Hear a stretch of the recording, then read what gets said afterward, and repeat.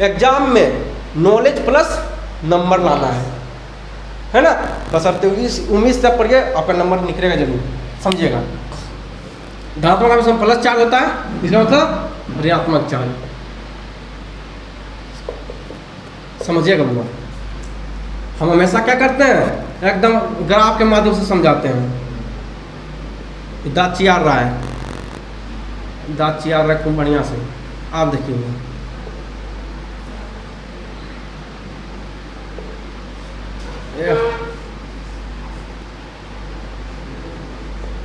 एक का नाम रखते हैं, क्या रखते हैं, एक का नाम रख देते हैं अंकित और एक का नाम रखते हैं सोनू। चलिए दो ही नाम लेते हैं, इससे खेला क्लियर हो जाएगा। देखिए एक दिन क्या हुआ, एक दिन अच्छा खासा बात विचार दोनों दोस्त में हो रहा था। ये दोनों क्या है, दोस्त थे। ये दोनों क्या है, तो ये दोनों जो है वह दोस्त थे। ये दोनों कौन है, तो ये दोनों जो है वह दोस्त थे, समझिएगा। ये दोनों कौन है, तो ये दोनों जो है वह दोस्त है। और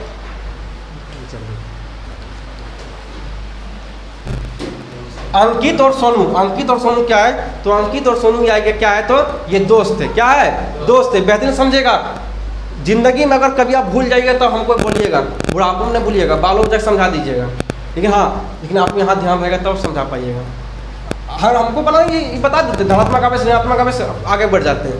लेकिन जब तक इसको ना समझिएगा तब तक कैसे समझिएगा। अंकित और सोनू बहुत बेहतरीन दोस्त था। एक दिन क्या हुआ कुछ ऐसा, जब पढ़ने के लिए गया तो बेचारा इसको भूख लग गया। इसको टिफिन जब लंच हुआ तो ये तो थोड़ा सा अच्छा घराना का था, याद रखिएगा। ये अच्छा घराना का था, थोड़ा सा जो है ये अमीर था। किससे अमीर था, सोनू से थोड़ा सा अमीर था। ये सोनू से क्या था, तो सोनू से अमीर था और ये उससे गरीब, थोड़ा सा गरीब था। थोड़ा सा जो है वो गरीब था, है ना। जिंदगी याद रखिएगा, इस दुनिया में कोई गरीब नहीं है ना, गरीब नहीं है। लेकिन मेहनत का गरीब तो सब है इस दुनिया में, है ना। गरीब तो सब है, उसके बारे में भी आपको बताएंगे, अभी नहीं बताएंगे, यहाँ देखना है। अंकित और सोनू ये दोनों दोस्त हैं। एक दिन क्या हुआ, जब स्कूल पढ़ने के लिए गया तो लंच जब हुआ तो ये अच्छा खासा परिवार से था, बेचारा ये सब चीज़ लाता था, है ना। यार सब चीज़ डिश डेट सब मालूम था कि कब फल खाना चाहिए, कब जो है रोटी भुंजिया खाना चाहिए, कब की खाना चाहिए, सब व्यवस्था था, है ना। बउआ एक सूख लो, एक जो गरीब इंसान को अगर मारो भात मिल जाएगा ना, वो ओकरे में खुश रहता है, ज़्यादा फरमाइश नहीं करता है, जानता है कि हमारे नसीब में नहीं ये सब है। लेकिन एक नसीब में बहुत सारा चीज़ है ना। इसके लिए कहने मतलब यह है कि किसने बनाया ये, कि गजब का दस्तूर बनाया अमीरों ने, गजब का दस्तूर बनाया गिफ्ट देने का अमीरों ने, कि आज गरीब के बच्चे भी किसी के पार्टियों में जाने से कतराता है गिफ्ट के लिए, है ना।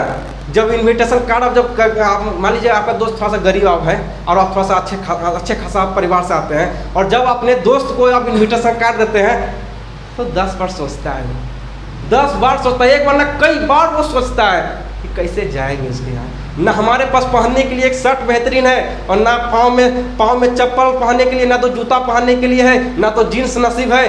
बाप का फटी गंजी और बेटा का भी फटी गंजी, कैसे में हम जाएं उसके यहाँ, है ना। कितना लोग उसके यहाँ आया होगा, मेरा लोग मजाक उड़ाएगा, लोग मेरा मजाक उड़ाएगा। लोग आएगा जीन्स झाड़ के आएगा, बेहतरीन शर्ट पहन के आएगा, अच्छा खानदान से आएगा, है ना। घड़ी रहे तो फलना ढिकाना, कोई कुछ तो कुछ पहन कर आएगा, और हम कैसे उसके यहाँ जाएंगे, है ना। कैसे उसके यहाँ जाएंगे, किस मुंह से उसके यहाँ जाएंगे। और इसीलिए कहते हैं कि गजब का दस्तूर बनाया अमीरों ने गिफ्ट देने का साहब, कि आज गरीब के बच्चे भी किसी के पार्टियों में जाने से कतराता है कि नहीं कतराता है, बहुत कतराता है ना। तो याद रखिएगा, कोई भी अमीर, चाहे आपका कोई दोस्त गरीब हो, तो हमेशा याद रखिएगा कि कम से कम जो है उसको अपने यहाँ लाने का प्रयास कीजिएगा, है ना। और पहले जब आप उनको इन्विटेशन कार्ड देते हैं तो पहले जो है 2-4 शर्ट दे दीजिए उसको, है ना, जीन्स दे दीजिए थोड़ा बहुत, है ना। मदद कीजिए ऐसे लोग, ऐसे दोस्त का जब मदद कीजिएगा दिल से दुआ निकलती है। ऐसे दोस्त, गरीब दोस्तों को जब मदद करते हैं उसके अंदर से दिल से दुआ निकलती है, उसके पिताजी से दिल से दुआ निकलती है, उससे माँ के दिल से दुआ निकलती है, बेटा तूने हमारे लिए, एक बेटा हमारे लिए नहीं बल्कि तू भी हमारे लिए बेटा के ही समान हो, है ना। ऐसे तो दोस्त का हमेशा मदद कीजिए। तो ये दोनों में दोस्त जब था तो लंच जो हुआ तो बेचारा के पास खाने के लिए कुछ नहीं था, खाने के लिए कुछ नहीं था। किसी दिन भुंजा कुछ ले आता था, काम चल जाता था। लेकिन हुआ कुछ ऐसा कि इसके पास जब पैसा नहीं था, इसने क्या किया, इसके पास था, इस बेचारा के पास था, इस अमीर इंसान के पास था 100 रुपया था। कितना था? 100 रुपया था। और इसने कहा मेरे दोस्त 100 रुपया तुम्हारे पास है, 20 रुपया दे दो भाई, हम समोसा खा लेंगे। 20 रुपया दे दो, समोसा खा लेंगे। 20 रुपया दे दो, समोसा खा लेंगे। तो इसके पास पहले से 1 रुपया था नहीं था, 20 रुपया दे दिया, बचा कितना इसके पास? 80 रुपया। समझिएगा, आपका खेला सोल्व हो गया। कितना बता? 80 रुपया। 20 रुपया इसके पास हो गया, यानी कहने मतलब यह इसके पैसे की कमी हो गया। 20 रुपया पैसे की कमी हो गया, इसके पास 20 रुपया वृद्धि हो गया। कहने का मतलब यह है कि ये पॉजिटिव था। क्या था? पॉजिटिव, यानी कि अमीर था। इसके पास 80 रुपया, पहले 100 रुपया था, अब बचा 80 रुपया। कहने का मतलब यह है कि पैसे की कमी हो गया। मतलब पैसा को कहेंगे इलेक्ट्रॉन। पैसा को कहेंगे, पैसा को कहिए इलेक्ट्रॉन। पैसा को कहिए, पैसा को कहिए इलेक्ट्रॉन। क्या कहिएगा? इलेक्ट्रॉन। पैसा को कहिए इलेक्ट्रॉन। तो इलेक्ट्रॉन की कमी हुआ कि नहीं हुआ? पैसा की कमी हुआ कि नहीं हुआ? इस पर पैसा की वृद्धि हुआ कि नहीं हुआ? तो बोलेंगे कि आवेश पर जो होता है इलेक्ट्रॉन की कमी होता है, और जो है ऋणात्मक आवेश के ऊपर इलेक्ट्रॉन की वृद्धि होती है। 20 रुपया इसको वृद्धि हुआ कि नहीं हुआ? इसके पास 1 रुपया था, खत्म कहानी हो गया। क्या इसको रखना पड़ेगा? इसको रखना पड़ेगा। वही चीज वाली क्या है कि धनात्मक आवेश किसी पिंड पर इलेक्ट्रॉन की कमी को प्रदर्शित करता है, और ऋणात्मक आवेश किसी पिंड पर इलेक्ट्रॉन की अधिकता को प्रदर्शित करता है। क्या रखना पड़ेगा जिंदगी में? कभी नहीं रखना पड़ेगा। और रखना पड़ गया तो दुर्भाग्य की बात है, कभी नहीं रखना पड़ेगा। रखना पड़ेगा बउआ? नहीं रखना पड़ेगा। आगे बढ़ जाते हैं। इतना कोई दिक्कत हुआ इसको समझने में? अगर दिक्कत हो फिर से समझाएंगे हम, फिर से, चाहे आज क्लियर क्लास हो नहीं या होने, फिर समझाएंगे। समझ आएगा ये? देखिए 100 रुपया था पहले से इसके पास, 20 रुपया इसको दे दिया तो 80 रुपया बचा। इसके पास पहले से 1 रुपया था नहीं था, तो 80 रुपया जब बचा तो इसके पास कमी हुआ कि नहीं? 20 रुपया तो कमी हो गया इसके पॉकेट से। 20 रुपया इसके पास पॉकेट से कमी हो गया, तो 20 रुपया तो इससे अमीर हो गया ही। भले 80 टका है, लेकिन 20 रुपया तो वृद्धि हो गया इसके सामने। जब इससे कोई पूछेगा कि भैया हमारा 100 रुपया चाहिए, जब इसका बाप इससे मांगेगा कि 100 रुपया तुमको स्कूल जाने के समय दिए थे, 100 रुपया हमको लाभ देगा। 80 टका बाबू जी, 80 टका दोस्त को दिए है ना, गरीब दोस्त को दिए, मदद की है। तो बाबू कहेगा बास बेटा, तूने कभी जो है मेरा सम्मान बचाया, मेरा इज्जत बचाया, कम से कम गरीब का इज्जत, गरीब का जो है तुम गरीब का दोस्त बनाया है ना। लोग तो यहाँ अमीरों का दोस्त बनाता है, लोग तो यहाँ जो है उसके व्यवहार, उसके संस्कार को देख कर हमेशा दोस्त बनाइए, ना कि उसके पहनावट को देख कर उसका जज कीजिए। ऐसा नहीं होनी चाहिए, है ना। दोस्ती में सब नहीं देखा जाता है। समझा क्या? तो ये था अमीर जो इंसान था, इसे पॉजिटिव था, ये पॉजिटिव था। तो इसका मतलब क्या होता है? तो धनात्मक जो था ये धनी था, धनात्मक तो धनी था। ये धनी जब था इसके पास 80 रुपया था, तो कहीं 20 रुपया कमी आया, तो इलेक्ट्रॉन, पैसा को कहेंगे इलेक्ट्रॉन, पैसा को कहेंगे इलेक्ट्रॉन। तो इलेक्ट्रॉन की कमी हुआ कि नहीं हुआ? इसके पास इलेक्ट्रॉन की वृद्धि हुआ कि नहीं हुआ? 20 रुपया तो वृद्धि हो गया, जीरो बैलेंस था, 20 रुपया तो बढ़ गया। तो कहानी तो याद रखेगा कि धनात्मक आवेश पर जो है क्या होता है? इलेक्ट्रॉन की कमी होती है। और ऋणात्मक आवेश पर, धनात्मक आवेश को कहेंगे धनी आदमी। तो धनी आदमी के पास 20 रुपया कमी हुआ था, इलेक्ट्रॉन की कमी। ऋणात्मक आवेश पर 20 रुपया वृद्धि, देखिए इलेक्ट्रॉन की वृद्धि, इलेक्ट्रॉन की वृद्धि। कहानी क्लियर? समझने में कोई दिक्कत? आगे बढ़ते हैं। स्थिर आवेश जो होता है वो विद्युत क्षेत्र उत्पन्न करता है। अगर स्थिर आवेश रहेगा तो सिर्फ विद्युत क्षेत्र उत्पन्न करेगा। अभी बता रहे हैं उसमें आवेश में कि अगर स्थिर आवेश है, स्थिर आवेश अगर है तो सिर्फ विद्युत क्षेत्र उत्पन्न करेगा। अगर स्थिर आवेश है तो विद्युत क्षेत्र उत्पन्न करेगा। अगर आवेश एक जगह से दूसरी जगह जाने लगे, अगर आवेश एक जगह से दूसरी जगह जाने लगे तो चारों तरफ क्या होगा? चुंबकीय क्षेत्र उत्पन्न हो जाएगा। समझने में दिक्कत? अगर स्थिर है, अगर रुका हुआ है तो सिर्फ विद्युत क्षेत्र उत्पन्न करेगा, है ना, सिर्फ विद्युत क्षेत्र उत्पन्न करेगा। अगर जाने लगे, अगर आवेश जाने लगे, फ्लो होने लगे, पंखा पर चलने लगे, तो इसका मतलब चुंबकीय क्षेत्र उत्पन्न हो रहा है, हो गया है चुंबकीय क्षेत्र उत्पन्न, करने लगता है, करता है कि नहीं करता है? तो कहने मतलब जब तक स्थिर हो तब कहेंगे विद्युत क्षेत्र उत्पन्न हो रहा है, और जब तक स्थिर हो तब कहेंगे विद्युत क्षेत्र उत्पन्न हो रहा है। अगर गतिशील हो जाए, अगर ये आवेश बहना शुरू कर दे, आपका पंखा चालू हो जाए, आपका जो है बल्ब चालू हो जाए, आपका एसी चालू हो जाए, मत समझ जाइएगा चुंबकीय क्षेत्र उत्पन्न हो रहा है। विद्युत क्षेत्र भी उत्पन्न हो गया और चुंबकीय क्षेत्र भी उत्पन्न हो गया। देखिए त्वरित आवेश, ये त्वरित आवेश अगर त्वरित आवेश होगा तो विद्युत क्षेत्र उत्पन्न होगा और चुंबकीय क्षेत्र भी उत्पन्न होगा।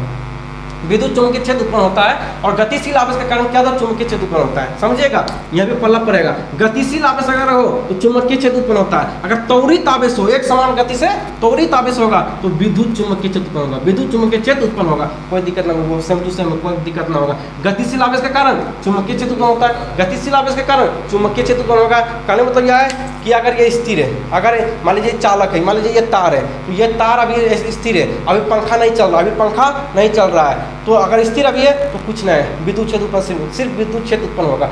अगर इसमें धारा जाने लगे, करंट इसमें जाने लगे, पंखा चलने लगे तो चुम्बकीय क्षेत्र उत्पन्न हो गया। गतिशील आवेश हो गया, आवेश एक जगह दूसरे जगह जाने लगे तो चुम्बकीय क्षेत्र उत्पन्न हो गया है ना।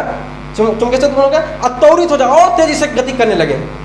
अभी गतिशील था, सिर्फ गतिशील था, तब चुम्बकीय क्षेत्र उत्पन्न हो रहा है। और गतिशील पूरा जोर से गतिशील हो जाए, है ना, पूरा तेजी से एकदम बहने लगे, धारा एकदम पूरा तेजी से निकलने लगे, तो बोलिएगा विद्युत चुम्बकीय क्षेत्र उत्पन्न हो गया है। समझ में दिक्कत? एक ही को 10 को नाम रख दिया। समझिए फिर से, अगर स्थिर हो तो विद्युत क्षेत्र, पंखा चलने लगे तो चुम्बकीय क्षेत्र, अगर तेजी से और तेजी से, जितना और तेजी से तो क्या क्या कहेंगे? विद्युत चुम्बकीय क्षेत्र। त्वरित गति के कारण विद्युत चुम्बकीय क्षेत्र। यानी क्लियर?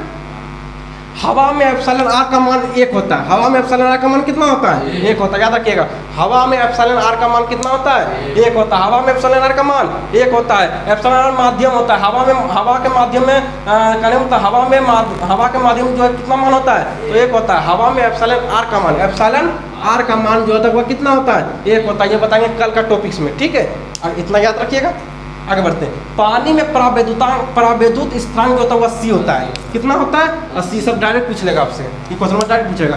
पानी में परावैद्युत स्थिरांक कितना होता है? 80 होता है। क्वेश्चन पूछा गया है 2021 में पूछा है, 2023 में भी पूछा है, ठीक है? देख लीजिए क्वेश्चन। और 2024 में पूछा है, बहुत ज़्यादा क्वेश्चन सब पूछता है। पानी में परावैद्युत स्थिरांक कितना होता है? 80 होता है। आगे बढ़ते हैं। जब किसी वस्तु को आवेशित किया जाता है तो उसका द्रव्यमान बढ़ या घट सकता है। क्या होगा? बढ़ेगा घटेगा ना? समझिएगा, फिर समझाते हैं इसको। ये मिटा देते हैं, समझिएगा क्या लिखा हुआ है कि जब किसी वस्तु को आवेशित किया जाता है, जब किसी वस्तु को आवेशित किया जाता है तो क्या होता है? उसका द्रव्यमान बढ़ या घट सकता है। उसका द्रव्यमान जो होता है वह बढ़ भी जाएगा और घट भी जाएगा। उसका द्रव्यमान क्या होगा?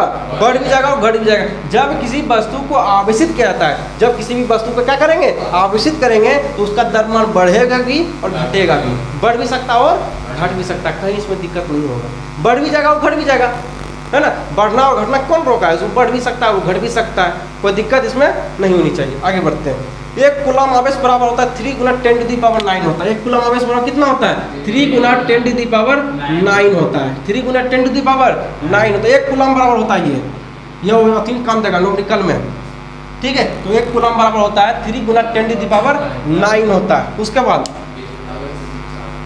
आवेश विद्युत चालक की सतह पर विद्युत क्षेत्र की तीव्रता सतह के लंबवत होती है। कहने मतलब यह है कि विद्युत क्षेत्र जो होता है वो सतह के लंबवत होता है। क्या विद्युत क्षेत्र जो होता है, हमेशा याद रखिएगा, इससे धारा प्रवाह हो रहा है, इससे धारा प्रवाह हो रहा है, तो विद्युत क्षेत्र जो होता है वह कहाँ होता है? ऊपर की ओर होता है। कहाँ होता है? तो सतह की ऊपर की होता है, सतह की ऊपर की होता है। और घूरता है वो चारों ओर घूरता है, ठीक है? चारों ओर घूरता है, लेकिन होता कहाँ? सतह की लंबवत की ओर होता है। याद रखिएगा कि आवेश जो होता है वो विद्युत चालक की सतह पर क्या होता है? आवेश विद्युत चालक की सतह पर लंबवत होता है। कहाँ होता है? चुंबकीय क्षेत्र लंबवत होता है। वही लिखा है यहाँ पे कि आवेश विद्युत चालक की सतह पर विद्युत क्षेत्र की तीव्रता सतह के लंबवत होता है। विद्युत क्षेत्र की जो तीव्रता होती है, विद्युत क्षेत्र की जो तीव्रता होती है वह क्या होती है? तो ये चालक है तो इसके सतह के ऊपर होगा, सतह के ऊपर होगा। विद्युत क्षेत्र क्या होगा? विद्युत क्षेत्र की तीव्रता सतह के लंबवत होगा, लंबवत, ठीक है? याद रखना है। ये सब सवाल जो है डायरेक्ट प्रश्न बन जाता है, ऑब्जेक्टिव में ज़्यादा करके बनता है। सब्जेक्टिव में यहाँ से एक प्रश्न ही बनेगा आवेश का, हालांकि बहुत बार ये पूछा नहीं गया है ना। आवेश का बनेगा लेकिन पूछा नहीं गया। ये ऑब्जेक्टिव यहाँ से आपको 2 से 3 प्रश्न हर साल पूछ सकता है, ठीक है? तो अगले क्लास में इससे आगे पढ़ेंगे, अगला टॉपिक को जानेंगे। इतना अगर परेशानी है, अगर कहीं पर दुख दर्द है ना, कहीं गिला शिकवा शिकायत है तो पूछ लीजिए, नहीं तो आगे कल देखेंगे, ठीक है? चलिए।